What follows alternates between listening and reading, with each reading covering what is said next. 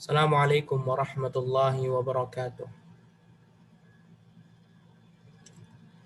Alhamdulillahi rabbil alamin. Wassalatu wassalamu ala asyrafil anbiya'i wal mursalin. Nabiyyina Muhammadin wa ala alihi wa ashabihi ajma'in. Amma ba'd.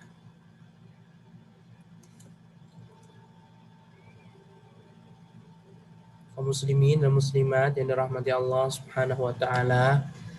Alhamdulillah kita masih diberikan kenikmatan kepada Allah Subhanahu wa taala. Diberikan kenikmatan oleh Allah Subhanahu wa taala yang mana kita dapat berkumpul kembali mengkaji sirah Nabi Sallallahu Alaihi Wasallam, mengkaji kitab Taghridatus Sirah An-Nabawiyah.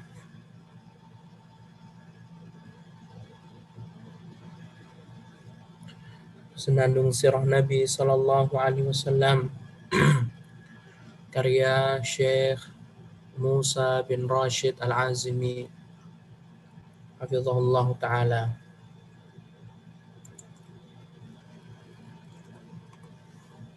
Ikhwati fillah a'azzanallahu wa iyyakum. Kita sampai di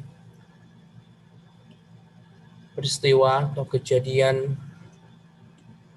yang terdapat di tahun ke-8 Hijriah.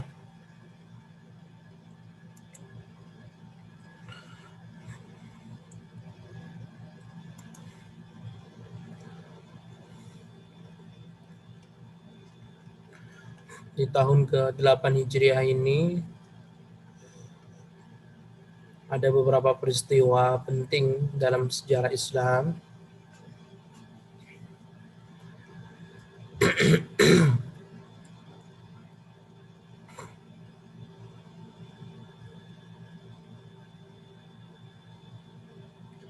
Di antaranya yang pertama adalah meninggalnya putri Nabi Sallallahu Alaihi Wasallam yang bernama Zainab, putri terbesar Nabi Sallallahu Alaihi Wasallam.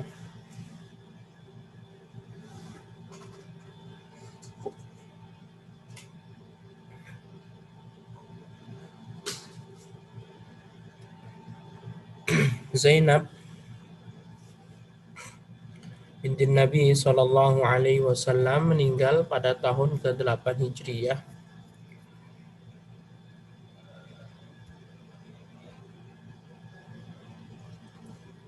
Istri dari Abul As bin Rabi' dan beliau dimakamkan di pemakaman Baqi Al-Qarqad.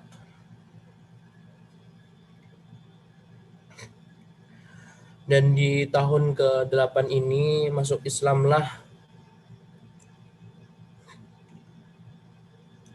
3 sahabat bernama Khalid bin Walid, kemudian Amr bin Al-As, kemudian Utsman bin Affan.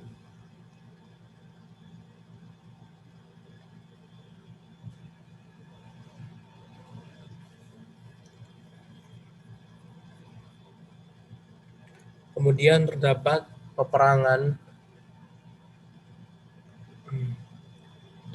perang Mu'tah,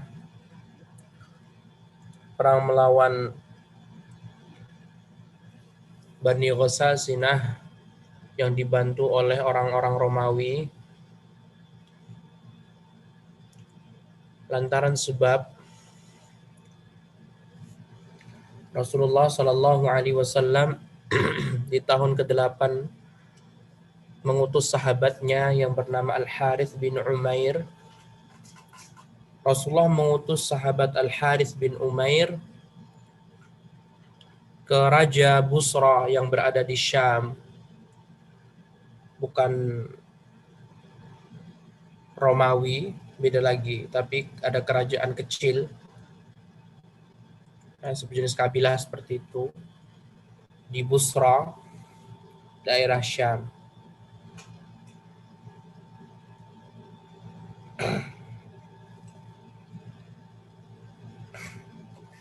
Dan sahabat yang membawa surat Nabi pun dibunuh akhirnya, dan Rasulullah SAW pun marah dan mengumpulkan para sahabatnya dan mengutus sahabat Zaid bin Harithah sebagai komandan perang keluar bersama 3.000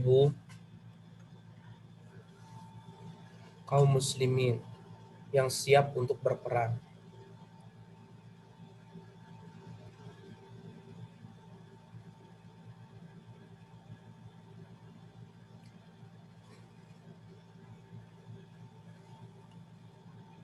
Rasulullah SAW memberikan komandan kepada Zaid bin Harithah. Jika Zaid bin Harithah gugur, maka diambillah sepupu beliau Ja'far bin Abi Thalib. Jika Ja'far meninggal, maka diambillah Abdullah bin Rawahah.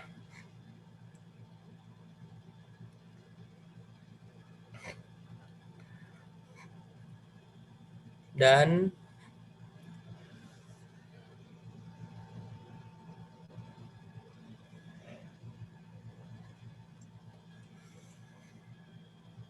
mereka pun keluar menuju Mu'tah. Terjadinya peperangan antara kaum muslimin dan orang Wasasinah yang dibantu orang Romawi. Kaum muslimin hanya berjumlah 3.000, sedangkan orang Wasasinah atau Romawi berjumlah 200.000.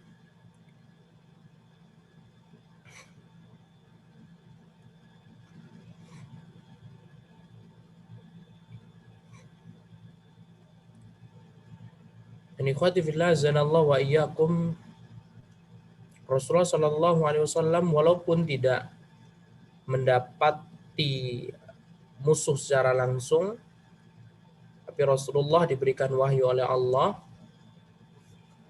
Beliau seolah ikut serta hadir dalam peperangan tersebut. Dan beliau pun menceritakan kepada para sahabatnya. Jadi Rasulullah melihat kejadian secara gamblang dan para sahabat pun berada duduk di samping beliau sallallahu alaihi wasallam.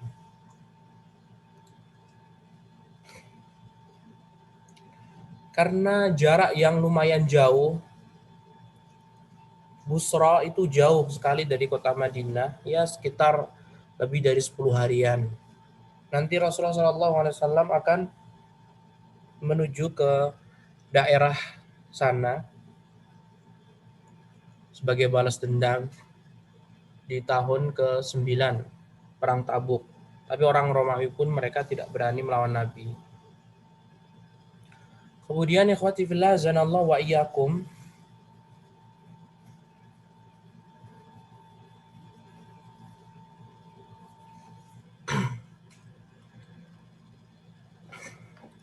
semuanya seperti yang dijelaskan Rasulullah SAW, 3.000 melawan 200.000.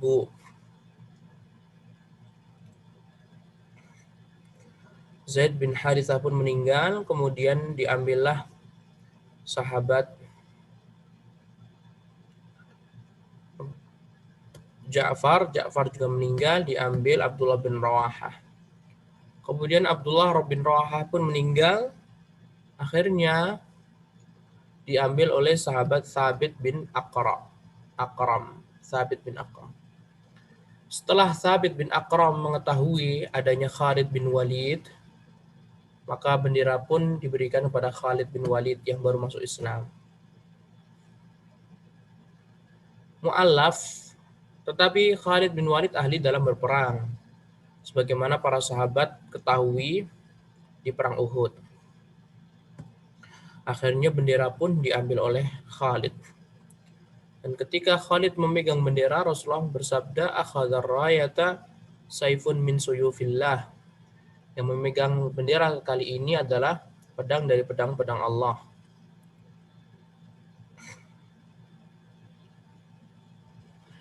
Dan ikhwati fillah zanallahu wa iyyakum,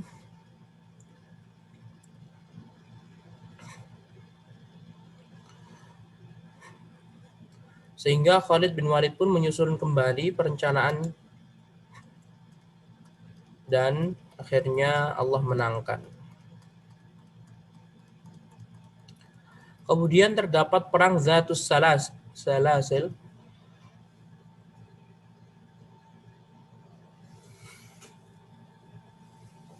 Perang Zatus Salasil ini Nabi Muhammad SAW tidak menghadirinya, dan Rasulullah mengutus sahabat Amr bin Al-As.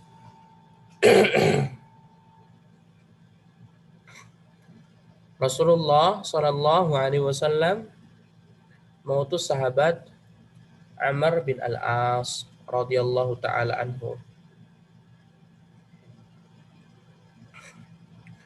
Amr bin Al-As ini sahabat dekatnya Khalid bin Walid. Bapaknya Khalid meninggal di atas kekufuran. Bapaknya Amr juga sama, meninggal di atas kekufuran. Al-Walid bin Mughirah, ayah dari Khalid.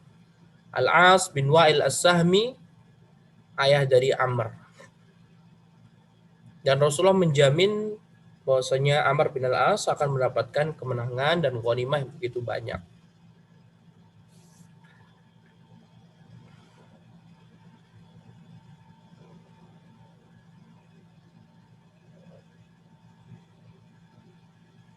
Amr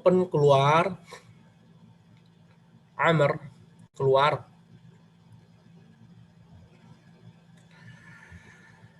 bersama 300 pasukan kaum muslimin untuk menghancurkan Qudha'ah, dan akhirnya kemenangan Allah berikan untuk kaum muslimin. Kemudian juga Rasulullah SAW mengutus sahabat Abu Qatadah Al-Harith bin Rib'i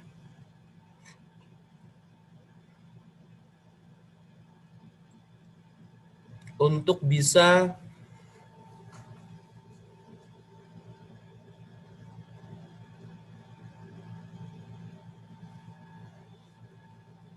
melawan kabilah Ghatafan yang kala itu ingin menghancurkan kota Madinah.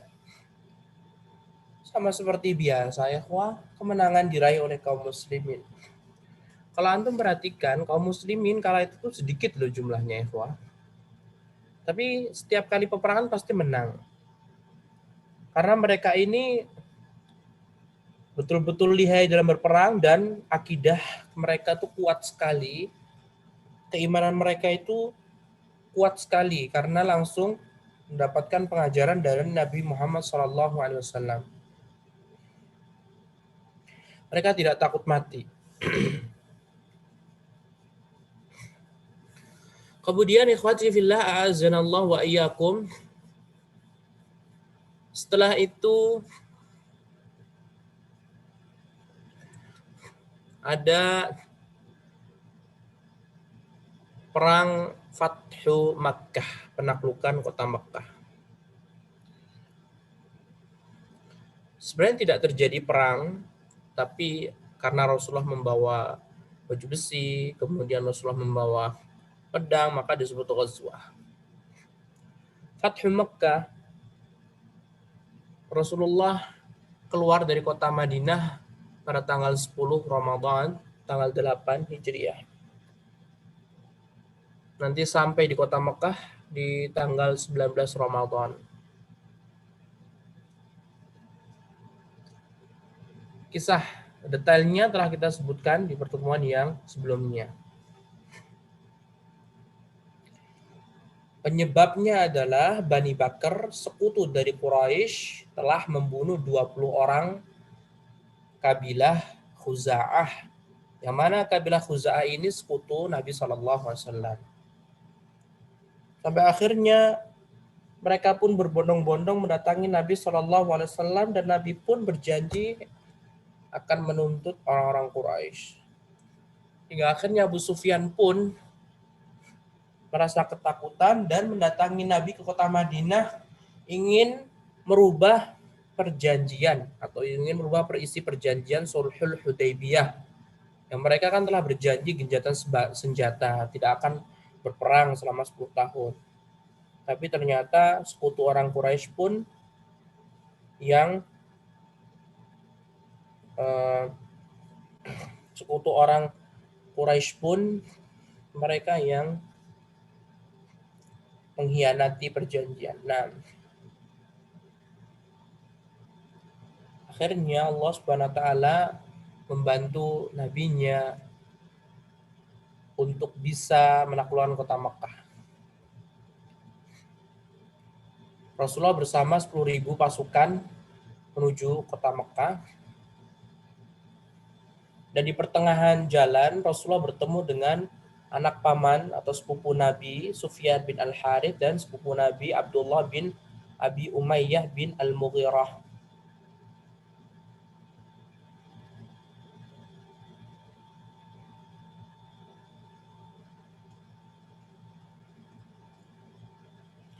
Rasulullah kala itu sedang berpuasa ketika disampai di Al-Qadid, daerah antara Usfan dan Qudaid. Rasulullah pun membatalkan puasa beliau. Dan orang-orang pun mengikuti puasanya beliau sallallahu alaihi wasallam.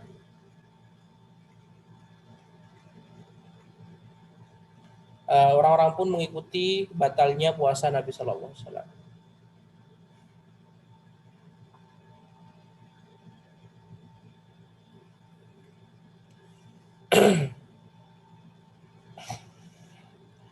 Kemudian Rasulullah melanjutkan perjalanan sampai daerah Juhfah. Rasulullah bertemu dengan paman beliau Al-Abbas bin Abdul Muttalib.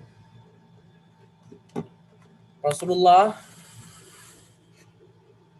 bertemu dengan paman beliau Al-Abbas bin Abdul Muttalib. Dan Al-Abbas bin Abdul Muttalib pun masuk Islam. Dan beberapa putranya pun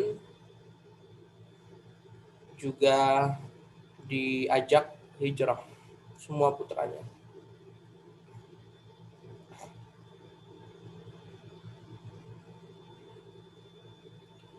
Kemudian ikhwati fillah azanallahu wa iyyakum, Abbas pun termasuk orang yang terakhir hijrah dari kota Mekah menuju kota Madinah. Setelah Abbas tidak ada yang boleh hijrah. Tidak ada yang boleh berpindah dari kota Mekah menuju kota Madinah. Adapun keumuman hijrah masih tetap berlaku sampai hari kiamat. Misalkan antum tinggal di negara non muslim, kemudian antum ingin keluar.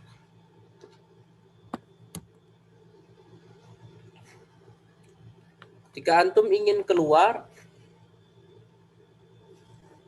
dan berhijrah, boleh hukumnya. Bahkan bisa jadi disyariatkan. Kemudian ikhwati fillah zanallahu wa iyyakum, Abu Sufyan, Hakim bin Hizam, dan Budail bin Warqa pun mendatangi Nabi di saat Nabi sedang berada di Zahran, dan mereka pun mengumumkan masuk Islam. Dan Rasulullah pun memberitahu pada Abu Sufyan bahwasannya orang Quraisy harus berserah diri. Siapapun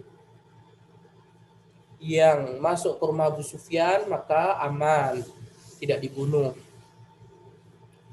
Dan siapapun yang masuk ke Masjidil Haram juga tidak akan dibunuh oleh Nabi. Dan siapapun yang masuk ke rumahnya, mengunci rumahnya, tidak akan dibunuh oleh Nabi SAW. Tapi siapa yang memerangi, maka dia akan diperangi oleh Nabi SAW.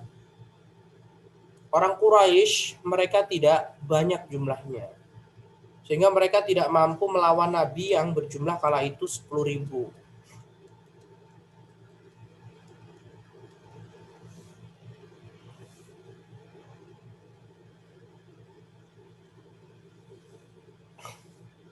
Lagi pula persiapan orang Quraisy untuk melawan Nabi juga tidak ada.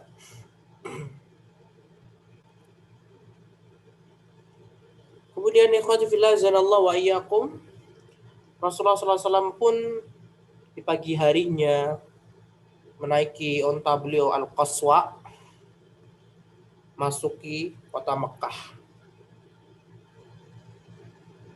dalam keadaan ketawaduan. Beliau pun memasuki kota Mekah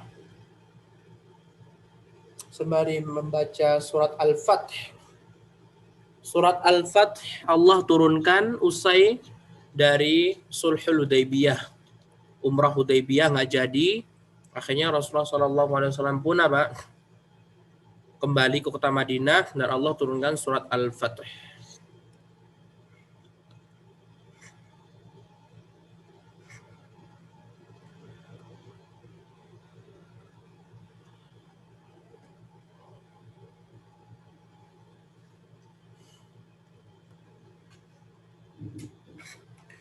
Kemudian ikhwati fillah azanallahu wa iyyakum, Rasulullah SAW bersama para sahabatnya masuki Mekah, bertakbir, bertahlil, Allahu Akbar, la ilaha illallah, la ilaha illallah. Nah, mengangkat suara mereka.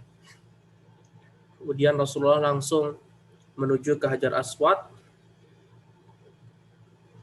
dan Rasulullah pun tawaf mengendarai unta beliau sehingga Rasulullah tidak sempat mencium Hajar Aswad. Rasulullah hanya menjulurkan tongkat beliau ke Hajar Aswad, kemudian Rasulullah mencium tongkat beliau.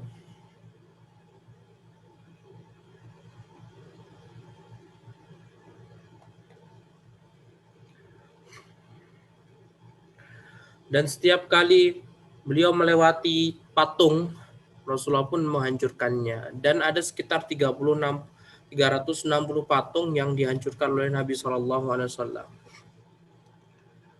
Qul ja'al haqqu wa zahaqal batilu innal batila kana zahuqa.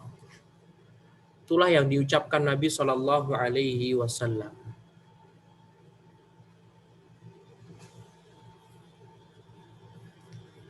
Sembari menghancurkan patung-patung yang ada di sekeliling Ka'bah. Kemudian Rasulullah pun meminta Utsman bin Talhah untuk membukakan pintu Ka'bah. Dan Rasulullah SAW pun masuki Ka'bah dan sholat di dalamnya bersama Bilal bin Rabah dan Usamah bin Zaid. Menjadikan 3 tiang belakang beliau dan 2 tiang di sebelah kanan, 1 tiang di sebelah kiri beliau SAW. Sebelumnya Rasulullah meminta Utsman bin Umar bin Khattab untuk menghancurkan dan mengeluarkan gambar dan patung-patung dari Ka'bah. Kemudian Rasulullah SAW pun tinggal beberapa saat di dalam Ka'bah. Tidak jelaskan apa yang beliau lakukan selain sholat. Mungkin berdoa dan mengucap syukur atas karunia Allah Subhanahu wa taala sembari menangis atas kemenangan yang Allah berikan kepada nabinya. Setelah itu Rasulullah SAW pun keluar dari Ka'bah dan beliau masih berada di depan pintu Ka'bah, tinggi ya ikhwah, sekitar 2 meter. Dan Rasulullah mendapati orang-orang Quraisy pun semuanya sudah berjejer, berbaris di depan beliau, di bawah Ka'bah, di bawah kaki beliau. Nabi Muhammad bagaikan Nabi Yusuf yang menjadi raja di saat itu di atas singgasananya. Begitu juga Nabi Muhammad berada di posisi yang lebih tinggi daripada Quraisy, 2 meteran. Rasulullah SAW melihat begitu lusuh dan takutnya orang-orang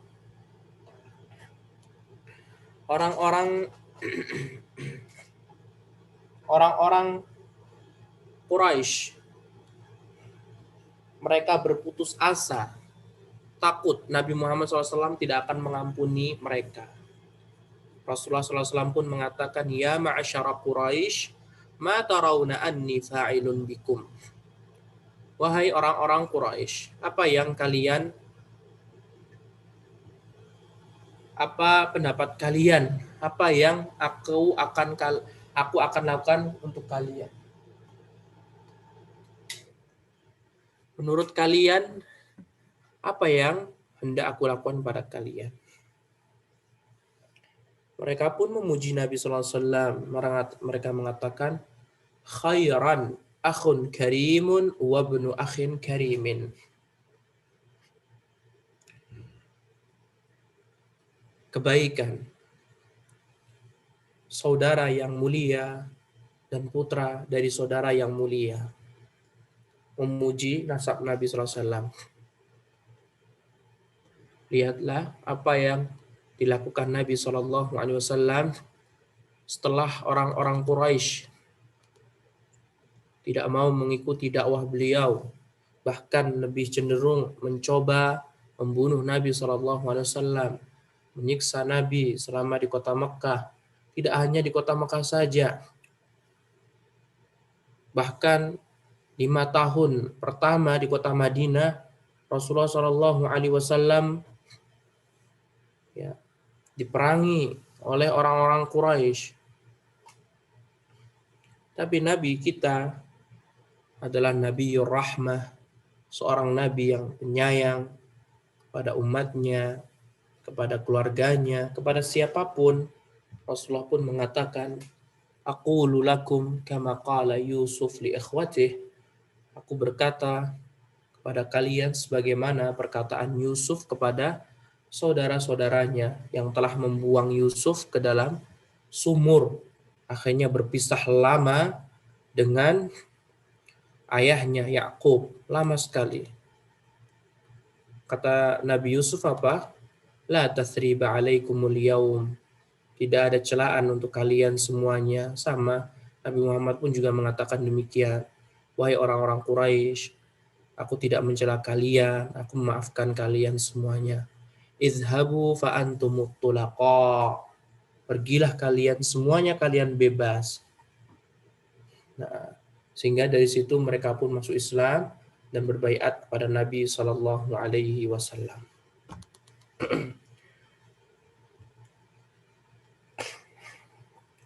Dan Rasulullah Shallallahu Alaihi Wasallam pun tinggal beberapa saat di itu dan memberikan hukum-hukum ketika tinggal di kota Makkah. Nah, hingga akhirnya ikhwati fillah zanallahu wa iyyakum, Rasulullah Shallallahu Alaihi Wasallam tinggal sekitar 19 hari.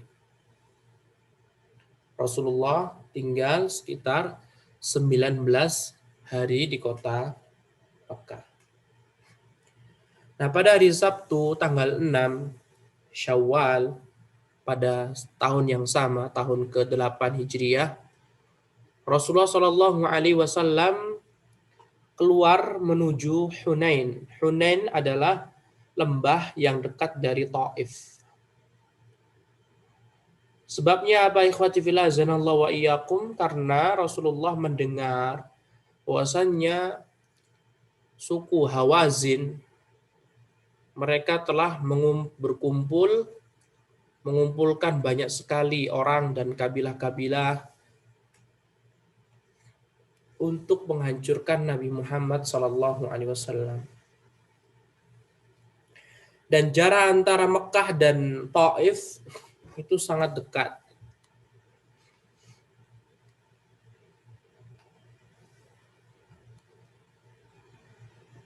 Terdengar bahwasannya suku Hawazin mereka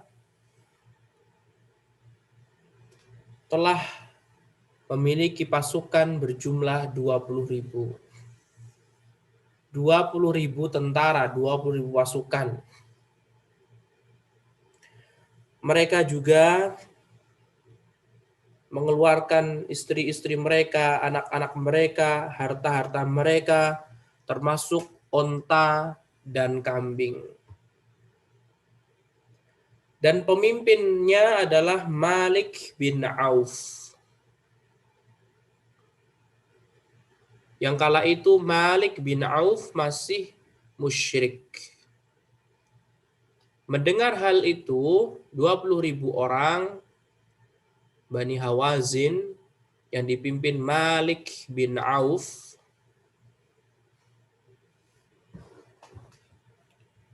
Rasulullah Shallallahu Alaihi Wasallam pun bergegas mempersiapkan pasukan dan Rasulullah pun keluar bersama 12.000 pasukan. 10.000 dari kota Madinah, 2.000 dari orang Quraisy. Untuk bisa melihat berapa jumlah orang Quraisy. Ya, karena cuma segitu doang. Orang Quraisy 2.000, makanya Abu Sufyan pun juga ketakutan. Adapun jumlah pasukan Quraisy yang terjadi atau terdapat di Perang Khandaq 10.000. 10.000 pasukan Quraisy kala itu karena dibantu sama kabilah-kabilah. Akan tetapi Nabi Muhammad ini melawan Quraisy sampai mereka pun kalah. Akhirnya 2.000 mereka mengikuti Nabi Muhammad SAW. Ikut berperang melawan Bani Hawazin, suku Hawazin.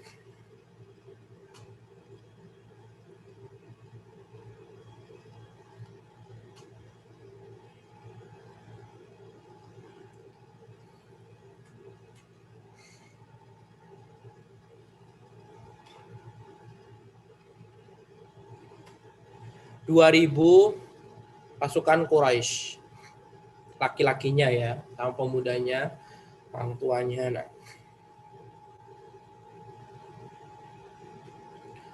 Dan Rasulullah Shallallahu Alaihi Wasallam pun terpaksa harus keluar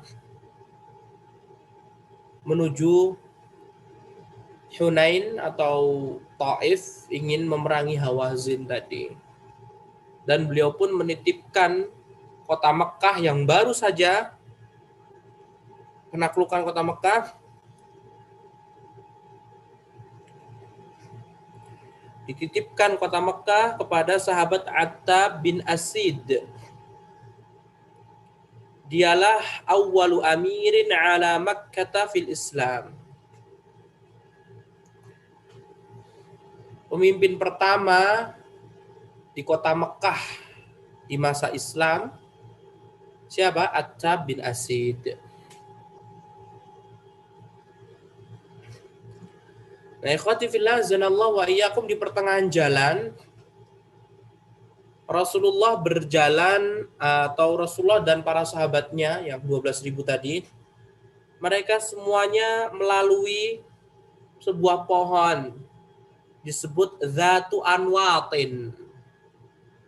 Zatu Anwat merupakan pohon orang Arab jahiliyah dahulu kala. Yang dahulu mereka bertabaruk dengan pohon tadi, mengisyaratkan bahwasanya sembahan orang Quraisy itu gak hanya patung saja, tapi begitu juga pohon. Mereka beriktikaf di pohon tadi, Zatu Anwatin.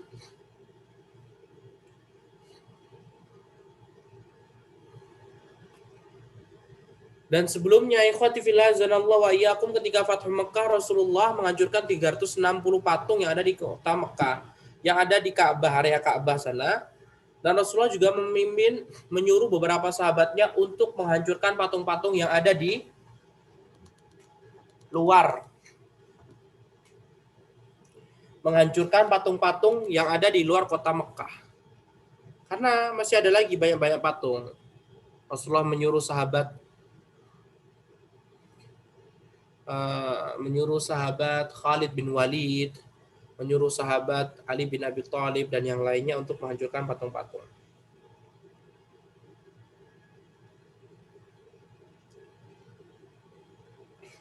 Nah, di antara sesembahan yang belum dihancurkan Nabi adalah Zatu Anwat ini. Ketika melalui Zatu Anwat, tiba-tiba orang-orang yang baru masuk Islam tadi, 2.000 orang, sebagian mereka mengatakan,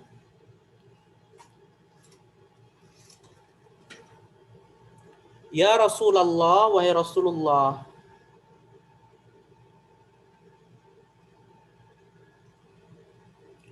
Ya Rasulullah, wahai Rasulullah, ij'al lana dzata anwatin kama lahum dzatu anwat.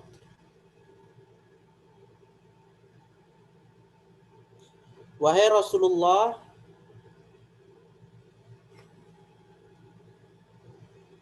buatkan kami dzatu anwat sebagaimana dahulu orang-orang Quraisy membuat dzatu anwat. Jadi sesembahan. Wahai Rasulullah, berikan kami sesembahan lagi dong gitu. Sontak saja Rasulullah juga marah. Allahu Akbar. Allah Maha Besar. Tapi ya memaklumi karena baru masuk Islam ya ikhwah. Orang Quraisy baru masuk Islam, Fathu Mekah, kemudian bertemu dan ingat masa lalu mereka. Akhirnya mereka dengan kebodohan mereka bertanya, Rasulullah, kalau dalam agama Islam itu ada nggak sih pohon yang kita ambil berkahnya gitu. Tapi Rasulullah mengatakan Allahu Akbar, Allah Maha Besar. Qultum walladzi nafsi biyadih. Sungguh kalian telah mengatakan demi jiwaku yang berada di genggamannya, maksudnya demi Allah. Kama qala Musa, kama qala qaumu Musa li Musa. Sebagaimana perkataannya kaumnya Nabi Musa kepada Musa. Ij'al lana ilahan kama lahum alihah. Berikan kepada kami sebuah sesembahan sebagaimana mereka membuat sesembahan.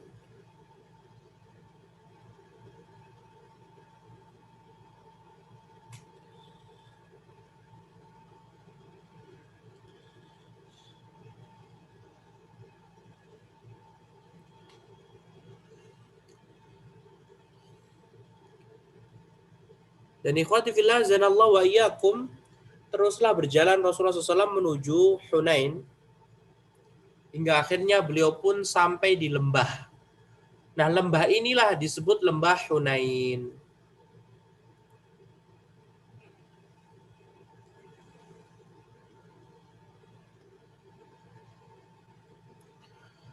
Ketika di pagi hari di lembah tadi Rasulullah SAW mentertibkan tentara kaum muslimin 12.000.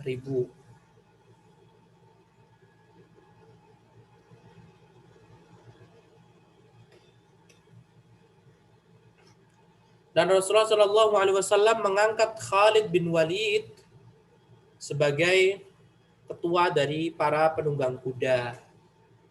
Dan Rasulullah menjanjikan akan kemenangan walaupun mereka 20.000, mereka pun bisa dimenangkan dengan izin Allah dengan cara bersabar dan mentaati pemimpin Khalid bin Walid.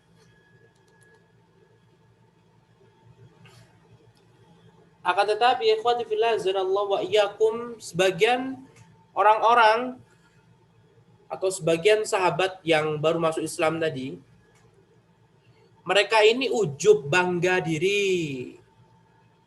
Karena melihat dahulu pasukan kaum muslimin itu cuma 300 di perang Badar. Kemudian naik sampai di Sulhul Hudaybiyah cuma 100.400 saja.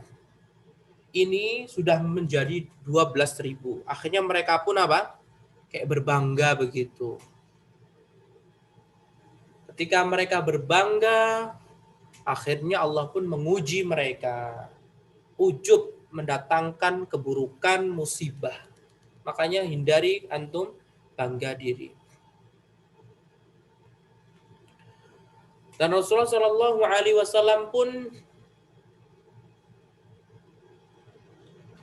memulai menuruni lembah. Lembah mana? Lembah Hunain tadi.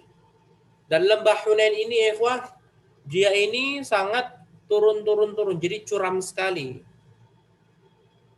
Dataran rendah tapi curam sekali. Terus turun.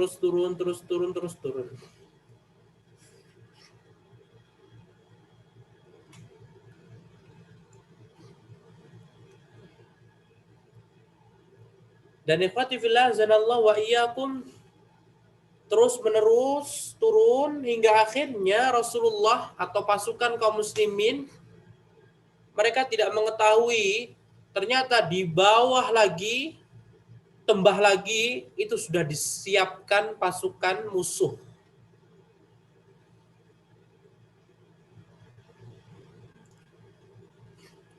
Hingga akhirnya mereka pun dikagetkan oleh pasukan dari Hawazin. Tadi kayak lembah, kayak misalkan gunung begitulah ikhwah. Kan orang kalau turun gunung kan harus hati-hati kan. Ternyata tiba-tiba muncul pasukan musuh ingin menghancurkan kaum muslimin.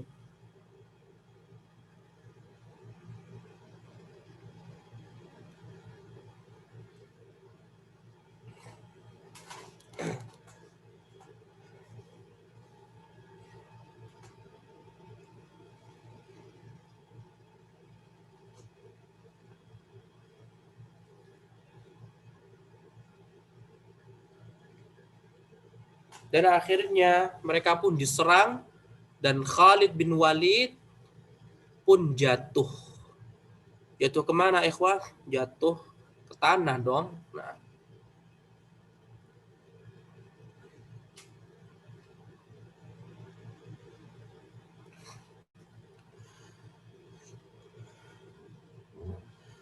hingga akhirnya kaum muslimin pun mereka lari. Karena kocar kacir. Khalid pun jatuh. Mereka pun lari. Lari menjauh. Kabur dari musuh.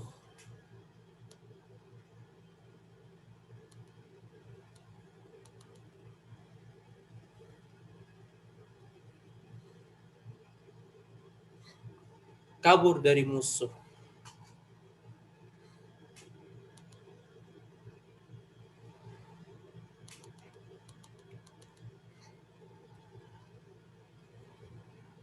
Ikhwati fillah zanallahu wa iyyakum. Mereka pun terus lari menjauh, kabur. Dan mereka pun lupa sabda Rasulullah SAW tidak boleh kabur dalam peperangan. Kecuali untuk apa? Mengatur strategi. Karena mereka pun ketakutan, ya kaget. Karena baru datang, turun ke lembah, tiba-tiba disambut sama banyak sekali pasukan.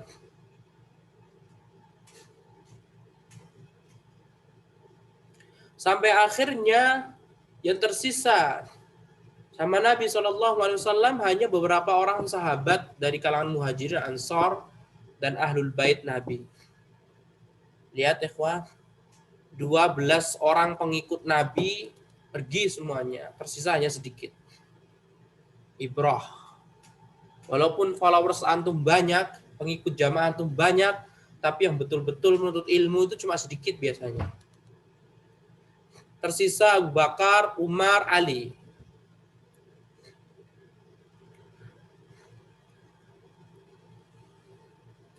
Sampai Rasulullah SAW melihat kebanyakan kaum muslimin mundur lari ke belakang ketakutan, Rasulullah memanggil, "Ilayya ibadallah, halummu ilayya, ana Rasulullah, ana Muhammad."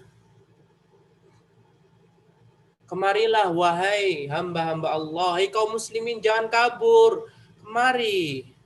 Aku ini utusan Rasulullah, aku Muhammad, gak pernah berbohong, ayo sini. Maka semuanya namanya orang udah kocar kacir. Ditambah lagi 2000 orang itu baru masuk Islam.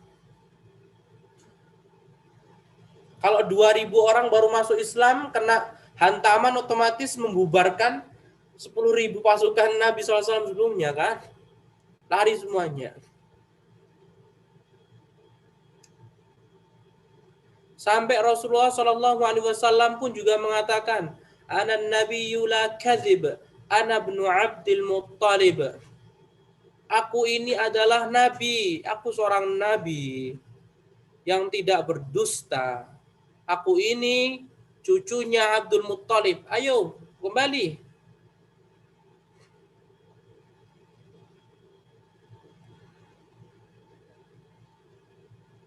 Dan ikhwati fillah zanallahu wa yakum, mereka pun juga tidak kembali.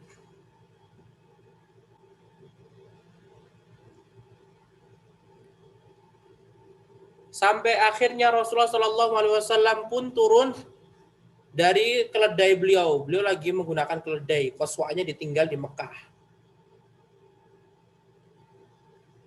Sembari Rasulullah SAW langsung berdoa. Melihat kaum muslimin udah balik lagi. Gak jadi perang kok malah kembali. Rasulullah berdoa. Allahumma nazzil nasrak. Allahumma intasha la tu'bad ba'dal yaumi. Allahumma ya Allah, nazzil nasrak. Turunkanlah kemenanganmu ya Allah. Turunkanlah pertolonganmu ya Allah. Allahumma intasya la tu'bad ba'dal yaum. Kalau engkau menghendaki kehancuran kaum muslimin, kau tidak akan lagi disembah setelah ini ya Allah. Rengek kepada Allah, membujuk Allah Subhanahu wa taala.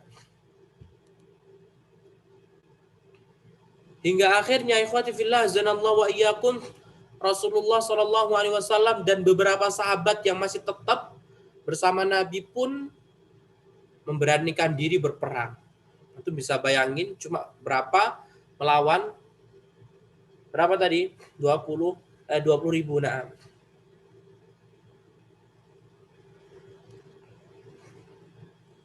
Sampai Ali bin Abi Thalib pun menceritakan kejadian itu. Kunna idza ihmarral ba'su wa laqiyal qaumul qauma ittaqaina bi Rasulillah. Kami ketika berperang sudah bertemu sama musuh, maka kami pun memohon kepada Rasulullah agar Rasulullah berdoa kepada Allah. Sampai akhirnya Rasulullah SAW pun juga merasakan kepayahan. Antum bisa bayangin 20 ribu cuma melawan pasukan Nabi cuma sedikit. Rasulullah pun memanggil paman beliau Abbas bin Abdul Muttalib. Yang kala itu suaranya lantang kayak ada mikrofon seperti itu ya ikhwan. Ya Abbas nadi ashabas samurah. Wahai Abbas, panggil sahabatku yang mereka telah berbaiat di bawah samurah, pohon maksudnya. Pohon apa ikhwah? Baiatur Ridwan. Panggil sahabatku wahai Abbas. Teriak sana. Panggil yang dulu pernah berbaiat denganku di bawah pohon di Sulhul Hudaybiyah di tahun ke-6 Hijriah. Ayo cepat. 6, 78. Ini 2 tahun setelahnya. Hingga akhirnya Abbas dengan suara yang begitu lantang, berapa oktana nggak tahu ya. Kenceng sekali.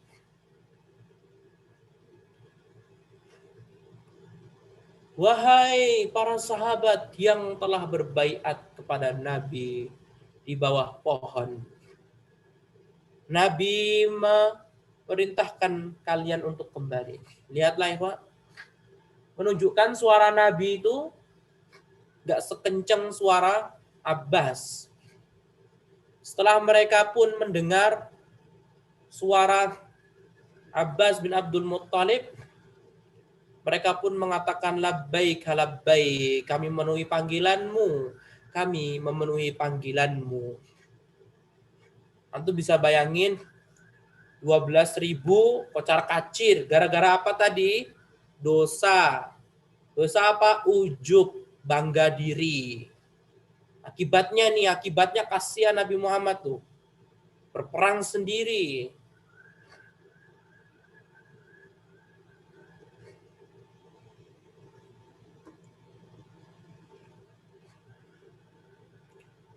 Nah, kemudian para sahabat pun yang 1.400 yang berbaiat sama Nabi pun kembali. Membantu Nabi berperang. Antum bisa bayangin kan ikhwan, 2.000 orang balik. Lawan arah. Kan nggak bisa kan, otomatis yang ikut balik, ayo semuanya balik. Begitu.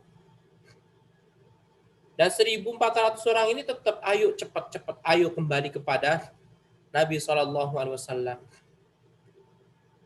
Apakah bisa ikhwah Nabi Muhammad cuma berapa gelintir kemudian ditambah 1.400? Apakah bisa menang? Barulah pertolongan Allah pun turun. Allah menurunkan para malaikatnya, turunlah para malaikat Allah Subhanahu wa taala. Bayangin, kayak di film-film kan ikhwah. Kemudian para malaikat pun turun. Ini semuanya Allah abadikan dalam surat At-Taubah. Laqad nasarakumullahu fi mawatin katsiratin wa yawma Hunainin إذ أعجبتكم كثرتكم فلم تغن عنكم شيئا وضاقت عليكم الأرض بما رحبت ثم وليتم مدبرين ثم أنزل الله سكينته على رسوله وعلى المؤمنين وأنزل جنودا لم تروها وعذب الذين كفروا وذلك جزاء الكافرين. Sungguh Allah telah menolong kalian, wahai kaum muslimin, di tempat peperangan banyak sekali. Begitu juga perang Hunain, tuh Allah abadikan, sebut tuh lembah Hunain tadi. Iz a'jabatkum kasratukum, tatkala kalian merasa ujub bangga diri terhadap banyaknya kalian. Falam tughni ankum syai'a, banyaknya jumlah kalian ini tidak bisa menolong kalian. Wa dhaqat 'alaikumul ardu bima rahubat, sampai akhirnya kalian ditimpa serangan musuh dan akhirnya merasa bumi ini terhimpit. Tsumma wallaitum mudbirin, kemudian kalian pun balik, nggak berani melawan suku Hawazin tadi. Kemudian apa? Tsumma anzalallahu sakinatahu ala rasulih wa alal mu'minin. Kemudian Allah pun menurunkan ketenangannya kepada Rasulnya Nabi Muhammad SAW dan kepada orang-orang yang beriman. Orang-orang beriman ini sahabat-sahabat yang tadi loh, yang tetap bersama Nabi ingin berperang tadi, atau 1.400 sahabat tadi. Kemudian apa? Wa anzala junudan lam tarauha. Dan Allah pun selain menurunkan ketenangan kepada nabinya dan kaum muslimin, Allah menurunkan para malaikatnya lam tarauha, yang kalian tidak melihatnya. Wa azzabal ladzina kafaru, dan Allah pun mengazab orang-orang kafir, memukul mundur, mengalahkan orang-orang Bani Hawazin. Wa dzalika jazaa'ul kafirin. Itulah balasan untuk orang-orang kafir. Nah, turunnya malaikat ini ikhwah kepada di Hunain tidak berperang, tetapi menurunkan rasa takut kepada orang-orang kafir. Dan perlu diperhatikan, para malaikat mereka ini tidak perang memegang tombak atau memegang pedang kecuali di perang Badar di tahun kedua. Rasulullah berperang berkali-kali, 27 lah kisaran segitu Rasulullah perang. Dari peperangan yang sangat banyak sekali, Allah selalu membantu kaum muslimin dengan turun malaikat. Tetapi malaikat yang megang pedang sama tombak, ibarat kata sahabat melihat, ini ada tombak ini terbang sendiri, pedang terbang sendiri. Itu kapan ikhwah? Ketika perang Badar saja. Ingat itu. Hingga akhirnya ikhwati fillah zanallahu wa iyyakum, Rasulullah pun sampai maju-maju dan ketemu Khalid bin Walid. Ada apa engkau wahai Khalid bin Walid, wahai Rasulullah? Kakiku sakit, mendapatkan luka. Itu bisa bayangin ikhwah, Khalid bin Walid. Hingga akhirnya Khalid bin Walid pun tidak bisa apa? Bergerak kakinya. Pokoknya luka. Sampai akhirnya Rasulullah SAW pun meniup di bagian luka Khalid bin Walid dan mengusapnya dengan tangan beliau sallallahu alaihi wasallam. Hingga akhirnya seketika Khalid pun sembuh. Subhanallah. Subhanallah, subhanallah. Luar biasa. Luar biasa ikhwati fillah a'azanallahu wa iyyakum. Mukjizat Nabi SAW menyembuhkan Khalid bin Walid, sebagaimana Rasulullah menyembuhkan luka sahabat Ali bin Abi Thalib di perang Khaybar. Hingga akhirnya berkumpullah kembali kaum muslimin yang tadi, hanya beberapa saja. Dan mereka pun siap memukul mundur orang-orang kafir Bani Hawazin. Terus perang berkecamuk, akhirnya mereka pun kemana ikhwah? Kabur. Kemana? Ke benteng mereka. Kemana? Ke Taif. Kan tadi Hunain itu lembah yang mau menuju ke Taif. Mereka pun lari. Kemana? Ke Taif. Nutup gerbang di sana. Tapi walaupun mereka pergi, ingat, mereka tadi keluar bersama siapa?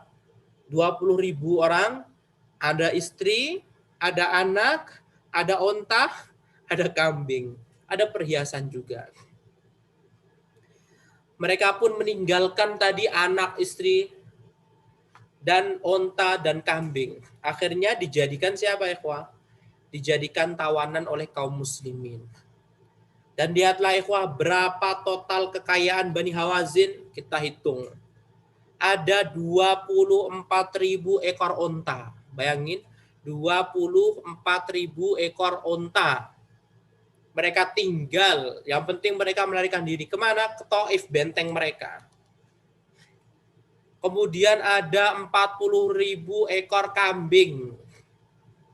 Kemudian ada 4.000 koin perak.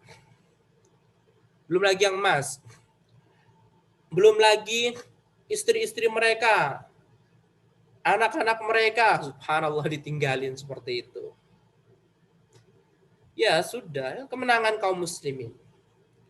Hingga akhirnya ikhwati fillah zanallahu wa iyyakum, para sahabat pun kebingungan, ini bagaimana nih, banyak banget ini ghanimahnya ini, harta rampasan perang. Akhirnya Rasulullah memerintahkan untuk dibawa ke daerah Ji'ranah yang lebih dekat dengan Ka'bah, Mekah. Nah, atau lebih dekat dengan Hunain tadi ya. Karena Rasulullah mau mengejar tuh orang-orang yang Hawazin tadi yang sempat lepas tadi. Rasulullah akan kejar terus. Akhirnya ghanimahnya ditaruh di daerah, di tempat yang bernama Ji'ranah. Dan belum dibagi, nanti baginya nanti. Akhirnya Rasulullah SAW pun beliau apa? Lari, mengejar bersama para sahabatnya menuju perang Taif. Sebenarnya nggak terjadi peperangan ya, tapi Rasulullah mengejar. Dan Rasulullah masih pakai baju besi dan pedang, makanya disebut Ghazwah. Rasulullah SAW pun menuju ke daerah Taif. Taif itu timurnya kota Mekah. Dan ikhwati fillah zanallahu wa iyyakum, Rasulullah pun tentunya bersama tadi ya, yang muslim 12.000 tadi, ayo, pokoknya balik lagi. Mereka pun berada di gerbang kota Taif. Dan Rasulullah mengepung mereka. Berhari-hari dikepung sama Nabi SAW. Agar mereka nggak bisa kemana-mana. Berhari-hari lamanya. Sampai akhirnya, ingat ikhwah, Taif ini ikhwah, mereka, jadi Hawazin itu dari Taif. Suku Hawazin yang 20.000 ini dari kota Taif. Sedangkan kota Taif ini pernah dimasuki Nabi, didakwai, malah mereka memukuli Nabi, melempari batu Nabi. Masih ingat kan antum? Dan kemudian Rasulullah ditawari sama malaikat Jibril, mau enggak? Mau dihancurkan ini. Kata Rasulullah, enggak usah. Malah mendoakan. Itu kejadian tahun berapa? Sebelum hijrah kota Madinah. Ya kisaran 10 tahunan lah. 10 tahun yang lalu. Seolah Rasulullah lupa atau gimana juga nggak tahu. Yang jelas Rasulullah SAW pun mengepung mereka. Sampai pada suatu malam Rasulullah pun bermimpi. Allah melarang nabinya untuk tidak memerangi orang-orang Taif. Akhirnya Rasulullah pun menyuruh para sahabatnya untuk balik. Ayo kita balik. Balik kemana? Balik ke Ji'ranah, ngambil ghanimah, habis itu ke Mekah lagi. Nah, kemudian Rasulullah pun meninggalkan Taif dan orang-orang di sana masih tetap bisa makan dan minum. Akhirnya mereka pun bebas. Dan kaum muslimin pun meminta Nabi, wahai Rasulullah, ud'ullaha alaihim. Doakan keburukan pada mereka, wahai Rasul. Mereka kan orang kafir.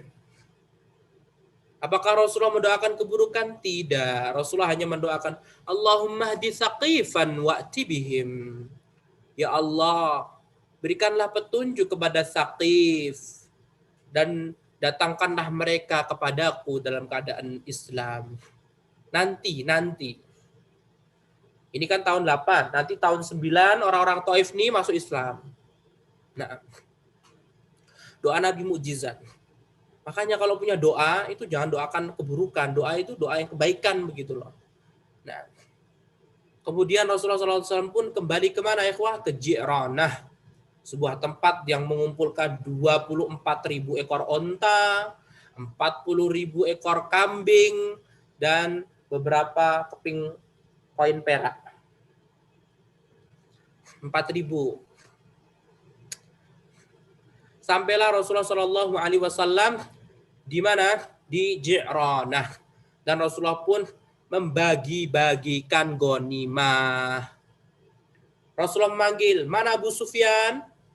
Pemimpin Quraisy. Hadir wahai Nabi. Dikasih. Nih 100 ekor onta. Hah? 100 ekor onta? Ya, 100 ekor onta. Baru masuk Islam. Wa'allafa qulubuhum. Biar Islamnya bagus begitu. Kemudian mana Uyainah bin Hisn, Bapak Abdurrahman, kan masih ingat ya, yang mengambil onta Nabi 200 ekor onta, 20 ekor onta Nabi, kemudian akhirnya dibunuh sama Abu Qatadah, Al-Harits bin Rib'i, siapa? Anaknya Uyainah. Abdurrahman bin Uyainah bin Hisn. Mana Uyainah bin Hisn? Hadir wahai Nabi. Nih, kasih 100 ekor onta. Waduh, buat iri dong. Padahal mereka tadi kocar-kacir. Padahal sahabat Ansor mereka yang apa? Yang berperang melawan orang-orang Hawazin. Nah, hingga akhirnya Rasulullah pun membagi-bagikan para petinggi Quraisy yang baru masuk Islam. Mana kasih. Dan Rasulullah SAW memberikan harta ghanimah tadi 24 ekor onta, 24.000 ya, 24.000 ekor onta, 40.000 ekor kambing, 4.000 emas, perak. Nah, semua dibagi. Ini bagi-bagi. Kecuali orang Ansor, ya Allah. Kesenjangan sosial. Orang Ansor, ikhwan. Hingga akhirnya bagaimana perasaan antum? Semua orang dikasih kecuali antum. Semua orang dikasih bantuan kecuali antum nggak dapat bantuan dari pemerintah. Otomatis akan terdapat dalam hatinya sesuatu. Akhirnya adalah omongan lah. Ada omongan orang-orang Ansor, Nabi Muhammad kok kayak gini ya? Kami kan yang berjalan dari kota Madinah ke Mekah, kami berjuang bersama Nabi SAW. Tapi kok kami nggak dapat sama sekali nih, walau 1 ekor kambing. Akhirnya apa? Sa'ad bin Ubadah, bukan Sa'ad bin Mu'adz ya. Kalau Sa'ad bin Mu'adz sudah meninggal dunia di tahun ke-5 Hijriah setelah Bani Quraidah. Sa'ad bin Mu'adz pun menceritakan kepada Nabi, ya Rasulullah, innal ansara wajadu alaika. Wahai Rasulullah, Sesungguhnya orang-orang Ansor mereka ada obrolan lah tentang kau wahai Nabi. Karena mereka berperang kok nggak dapat sesuatu gitu loh. Akhirnya Rasulullah pun mengatakan kepada Sa'ad, ijma' aliyal ansar. Kumpulkan orang Ansor wahai Sa'ad. Kemudian Sa'ad bin Ubadah pun mengumpulkan orang-orang Ansor. Wahai orang Ansor, dipanggil Nabi Muhammad SAW. Sebelum balik ke kota Mekah, ya rapat dulu.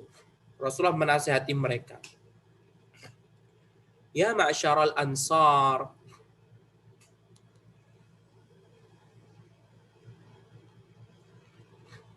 Ya ma'syaral ansar. Ma maqalatun balagatni ankum. Wahai orang-orang Ansar, ada sebuah omongan yang sampai kepadaku. Wajidatun wajadtumuha fi anfusikum. Sesuatu yang kalian dapati di diri kalian. Ya Allah, lihat itu. Nabi Muhammad saja yang luar biasa baiknya, itu masih pernah ada ibarat kata apa sih, digibahin begitu loh. Apalagi kita yang cuma seorang ustadz saja yang penuh dengan dosa dan penuh dengan kesalahan di mata murid. Rasulullah saja sampai digibahin seperti itu. Alam atikum dullalan fahdakumullah. Kemudian Rasulullah memulai mengajak berpikir orang-orang Ansar. Wahai orang-orang Ansar, ingat masa lalu kalian. Kalian ini sebelum datang aku, kalian itu orang tersesat. Menyembah patung seperti orang Quraisy.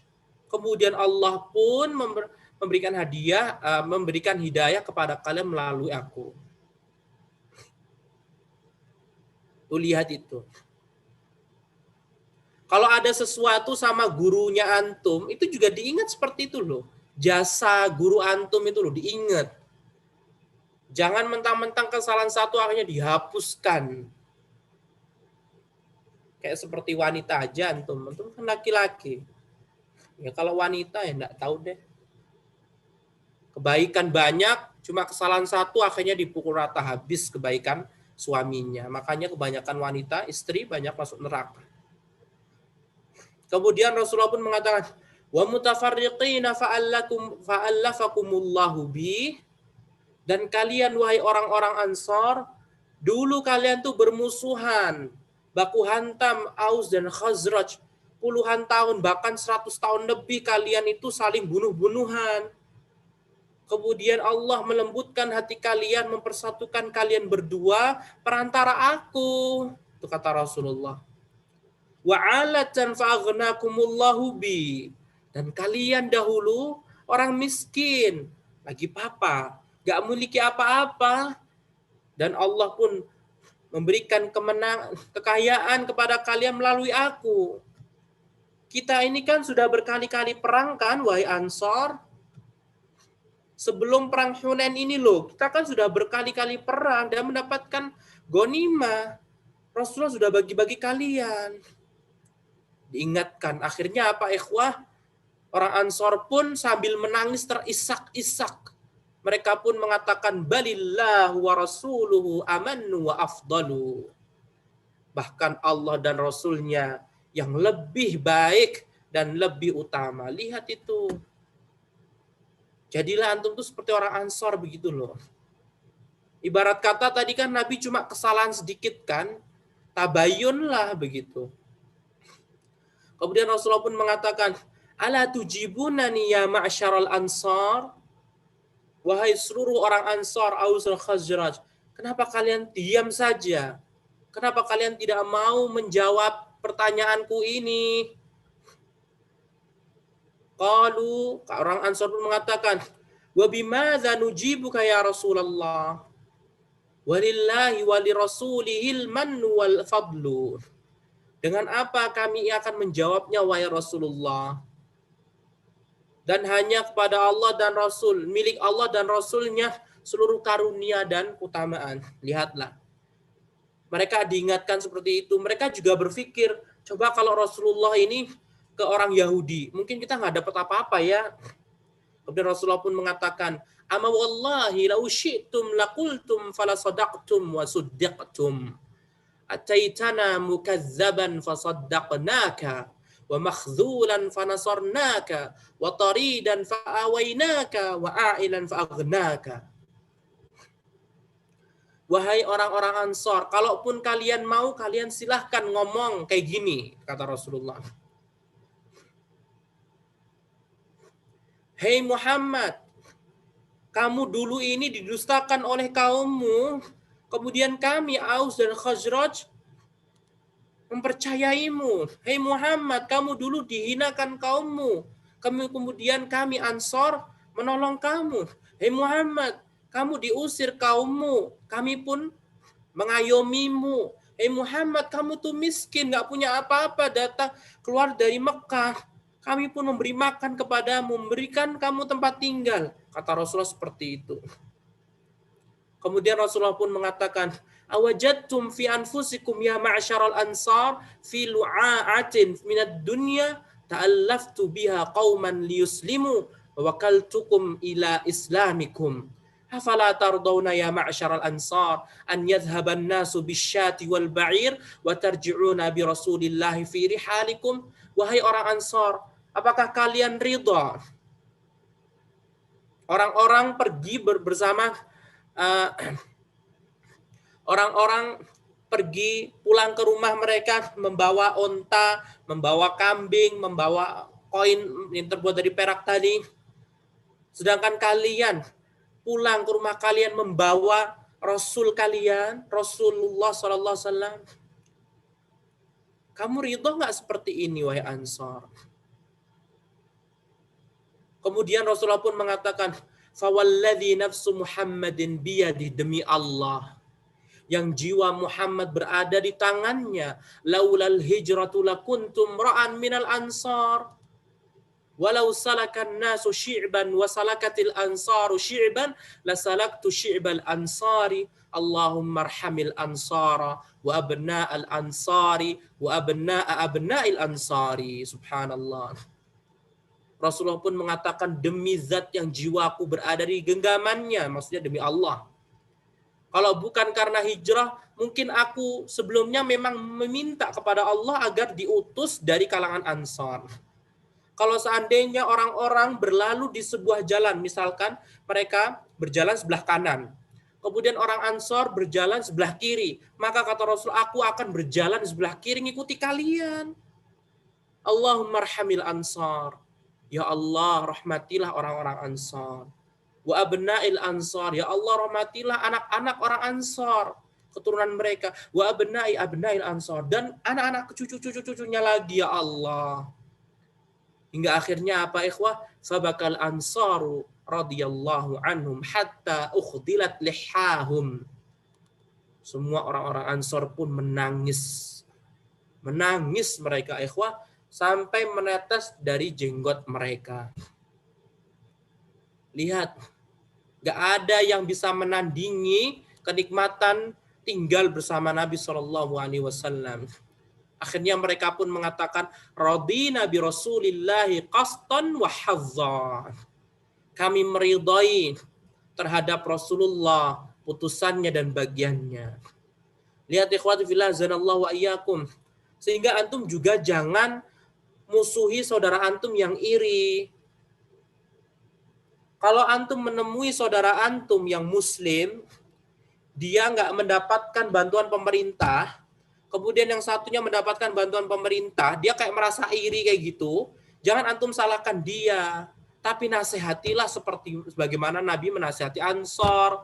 Ingatkan kepada sahabat tetangga antum yang tidak mendapatkan bantuan dari pemerintah. Ingat, nikmat Allah masih banyak. Ini ingatkan biar dia itu betul-betul paham. Oh iya ya, seperti itu ikhwah. Terkadang kita harus berdakwah menyebutkan kebaikan orang lain. Astagfirullahaladzim. Berdakwah menyebutkan apa? Kenikmatan yang telah Allah berikan kepada kita. Nah, biar orang-orang tuh paham gitu loh. Makanya ketika antum dakwah itu sisipkan Allah itu yang maha memberikan ini dan itu. Coba kalau seandainya nggak ada oksigen bagaimana? Diajak berpikir begitu. Nah, kemudian ikhwati fillah azanallahu wa iyyakum. Sebenarnya masih panjang sekali subhanallah. Singkat cerita setelah itu Rasulullah SAW sudah selesai rapat dengan Ansor. Akhirnya orang-orang Ansor pun nggak dapat apa-apa, nggak masalah, yang penting sama Nabi SAW.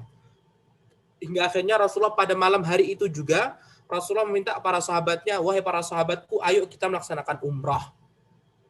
Lihat, 12.000 orang diajak Nabi Muhammad SAW melaksanakan umrah. Sehingga dikenal dengan umrah Ji'ranah. Umrah ini pada malam hari, ikhwati fillah azanallahu wa iyyakum. Setelah itu Rasulullah SAW seperti biasa umrah dari Ji'ranah menuju Mekah. Dan Rasulullah SAW tinggal beberapa hari di kota Mekah. Baru setelah itu Rasulullah SAW balik ke kota Madinah. Nah, sesampai di kota Madinah di bulan Dzulqa'dah, Rasulullah SAW mendapati Maria Al-Qibtiyah lahir. Anaknya lahir begitu. Nah, Maria Al-Qibtiyah ini siapa ya, ikhwah? Maria Al-Qibtiyah ini budak yang dikasih Muqawqis. pada tanggal ke-7 pada tahun ke-7 Hijriah, Maria Al-Qibtiyah ini datang ke kota Madinah, kemudian berhubungan suami istri sama Nabi SAW begitu, atau cepat atau lambat akhirnya lahirlah di tahun ke-8 ini. 7-8 pas kan 9 bulan. Nah, tetapi nanti Ibrahim ini lahir kan dinamakan putra Nabi SAW dari Maria Al-Qibtiyah ini. Dia bukan istri Nabi, ingat, bukan istri Nabi. Istri Nabi hanya 11 menurut Ahlussunnah. Kalau orang Syiah memasukkan budak Nabi ini termasuk istrinya. Nah, Maria Al-Qibtiyah ini nanti, bukan Maria Al-Qibtiyah ini nanti, Ibrahim nanti meninggal di tahun ke-9. Jadi tahun ke-8 lahir, nah pas tahun ke-9 meninggal dunia, begitu.